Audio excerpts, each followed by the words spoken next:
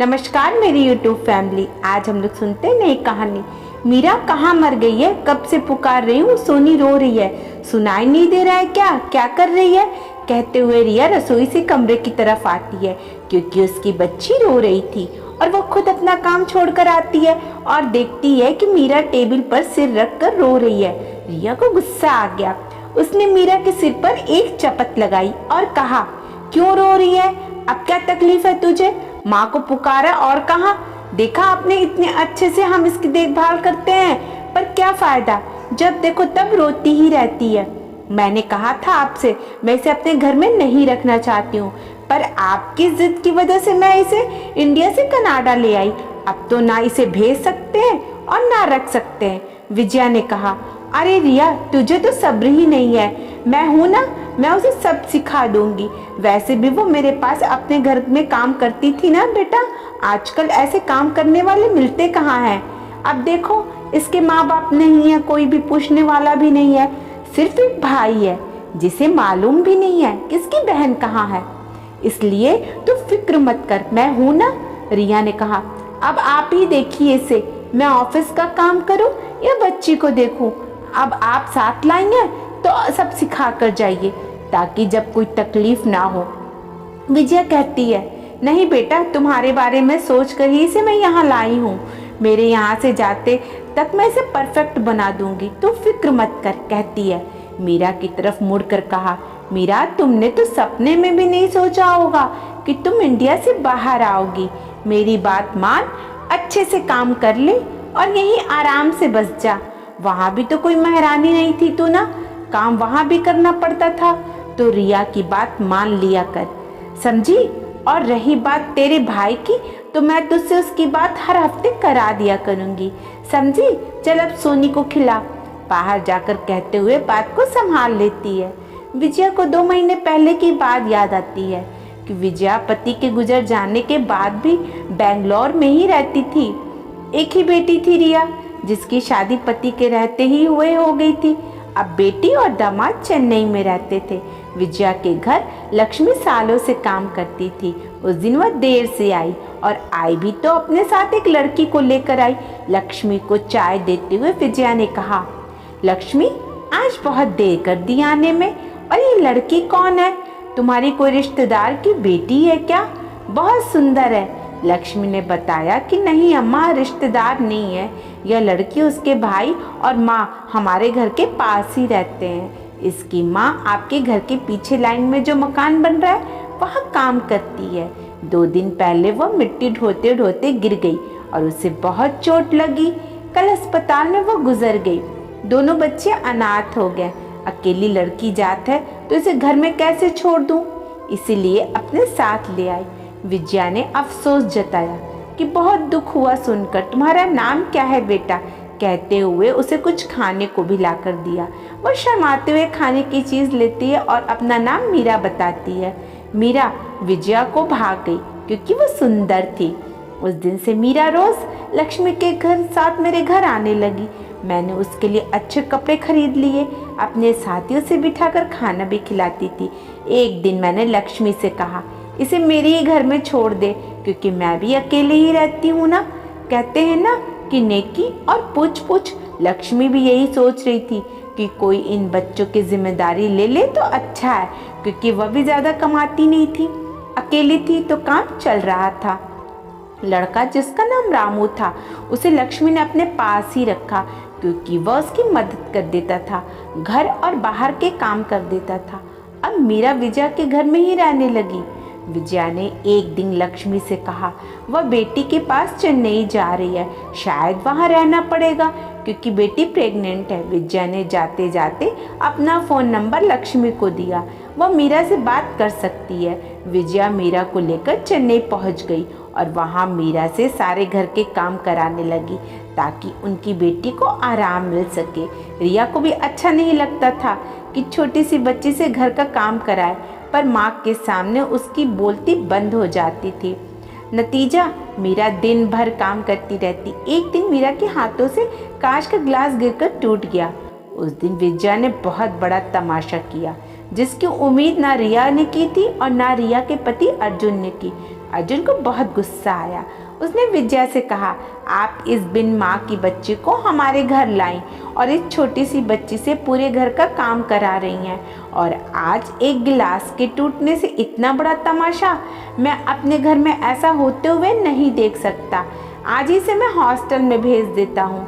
किसी का भला नहीं कर सकते तो बुरा भी मत कीजिए। अर्जुन दूसरे दिन ऑफिस से आते ही कहता है कि रिया, हमें कनाडा जाना पड़ेगा ऑफिस के काम के सिलसिले में। शायद 3-4 साल रहना पड़ेगा। 15 दिन में सब कुछ हो जाएगा। पहले हम दोनों चलते हैं, फिर तुम्हारी माँ के लिए कोशिश करूँगा। माँ को जब पता लगा, उन्होंने कहा, ठीक है, जल्दी से मेरे और मीरा के लिए भी कोशिश करना। उसे वहाँ ले जाएंगे तो हमारी मदद हो जाएगी। अर्जुन ने कुछ नहीं कहा क्योंकि अभी से वह बहस में नहीं पड़ना चाहता था। अर्जुन के ऑफिस का काम जल्दी ही हो गया और 20 दिन में उनके जाने का समय आ गया। विजय ने भरे दिल से बेटी को कनाडा भेजा, सेहत के लिए बहुत सारी हिदायतें दी और मीरा के साथ वापस बेंगलोर आ गई। उन्हें आए हुए भी 1 ही महीना हुआ था कि एक दिन रिया ने कहा, माँ आप लोग भी तैयार हो जाइए, आपकी भी सारी फॉर्मेलिटीज पूरी कर दी गई है, अर्जुन टिकट भेज देंगे। विजया ने सबको बता दिया कि वह मीरा को लेकर कनाडा जा रही है। लक्ष्मी और उनके मोहल्ले के सारे लोग मीरा की किस्मत की तारीफ करने लगे कि देखो क्या किस्मत पाई है, कभी ट्रेन में नहीं चढ़ी होगी, सीधे विदेश जा रही है। यह सब विजया अम्मा के कारण ही है। टिकट के आते विजय और मीरा सबसे विदा लेकर कनाडा के लिए खाना हो गया।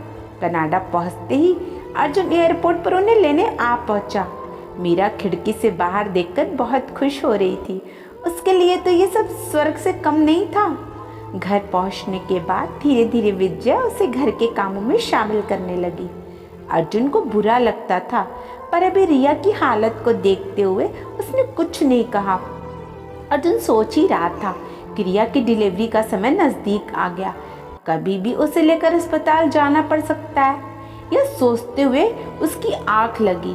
तभी विजया ने पुकारा, बेटा अर्जुन चलो चलते हैं। उनकी आवाज़ सुनकर वह झट से उठता है। सारे इंतज़ाम पहले से ही हो गए थे, इसलिए कोई तकलीफ नहीं होगी। मीरा को घर में रखकर वे अस्पताल भागे। अर्जुन को लड़की चाहिए थी, उसे लड़कियां पसंद थीं, इसलिए वह मीरा से भी जुड़ गया था। उसका मासूम सा चेहरा देखकर वो पिघल जाता था। अर्जुन की ख्वाहिश ईश्वर ने पूरी की और रिया ने बहुत ही सुंदर लड़की को जन्म दिया। अर्जुन और रिया ने अपनी प्यारी सी बेटी का सोनल नाम दिया और प्यार से उसे सोनी कहकर पुकारते थे। जिस दिन रिया ने मीरा को शपथ लगाई कि सोनी का उसने ख्याल नहीं रखा, उसी दिन अर्जुन ने रिया से कहा, रिया तुम्हारी माँ पुराने ख्यालों की है, मैं मानता हूँ, पर तुम पढ़ी लिखी नौकरी करने वाली हो, अब तक एक बच्चे की माँ भी बन गई हो। तुम्हें नहीं लगता आज तुमने मीरा के साथ जो सलूक किया है वह गलत है? देखो रिया, मेरे आंखों के सामने उस बच्ची पर अन्याय होते हुए मैं नहीं देख सकता हूँ, इसलिए मैंने फैसला कर लिया है, मैं उसे इंडिया भेजकर एक अच्छे से स्कूल के हॉस्टल में दाखिला करा दूंगा। मैंने अपने दोस्त से बात कर ली है। एक 8 साल की उम्र की लड़की से काम कराना कानूनन जुर्म भी है। किसी के लिए अच्छा नहीं कर सकते तो बुरा भी तो मत करो। कल उसका सामान पैक कर देना और हाँ, तुम्हारी माँ को समझाना तुम्हारी जिम्मेदारी है। अब सो जाओ, रात बहुत हो गई है। रिया को नींद नहीं आ रही थी, उसे बार बार अर्जुन की बातें याद आ रही थी। अर्जुन ठीक ही तो कह रहे हैं, मैं ही पागल हो गई थी। कल ही माँ से कह दूंगी कि सोने की देखभाल के लिए नैनी रख लूँगी और खाना तो मैं बना सकती हूँ। मीरा को पढ़ने के लिए स्कूल भेज दूँगी। ऐसा सोचने के बाद रिया आराम से सो गई। सुबह उठते ही उसने देखा मीरा अपने नन्हे नन्हे हाथों से सब्जी काट रही थी। उसने झट से उसके हाथ से चाकू छीन लिया और कहा, मीरा आज से तो घर का कोई काम भी नहीं करेगी। आज ही मैं स्कूल में बात करूंगी और तू स्कूल जाएगी। मीरा की आंखों में चमक आ गई। तभी विजया ने चिल्लाया, पागल हो गई हो क्या? वहाँ भी इनके माता पिता इनसे काम ही कराते हैं। ये कोई अनोखी नहीं है, समझी? जिसका काम उसे ही करना है, ज़्यादा लाड करने की ज़रूरत नहीं है। तभी पीछे से आवाज़ आई, देखिए आप क्या करती थी या इंडिया में क्या होता है मुझे नहीं सुनना है। रिया, जो फैसला तुमने लिया मैं उससे बहुत खुश हूँ। चलो रिया, हम दोनों मिलकर एक लड़की को पढ़ा लिखा कर उसकी जिंदगी बनाते हैं। विजया को गुस्सा आया पर दामाद के सामने कुछ नहीं कह सकी। मीरा स्कूल जाने लगी। पढ़ाई के साथ साथ वह रिया का हाथ बटा देती थी, साथ ही एक छोटी बहन के समान सोनी का ख्याल भी रखती थी। विजय थोड़े दिन रहकर इंडिया आ जाती है और मीरा वहीं रह जाती है। दोस्तों, सरकार जितने भी कानून क्यों ना बना ले, पर उन्हें अमल में तो आम जनता को लाना ही पड़ता है। काश सभी अर्जुन और रिया के समान होते तो हमारे पास बाल मजदूरी इतनी नहीं बढ़ती। चलिए आज ही शपथ लेते हैं कि किसी की मदद नहीं कर सकते तो कम से कम उनका बुरा तो ना करें। दोस्तों, अगर इस कहानी ने आपके दिल को छुआ है तो सभी दोस्तों के साथ शेयर करें और हमारे चैनल को सब्सक्राइब कर लीजिएगा। धन्यवाद।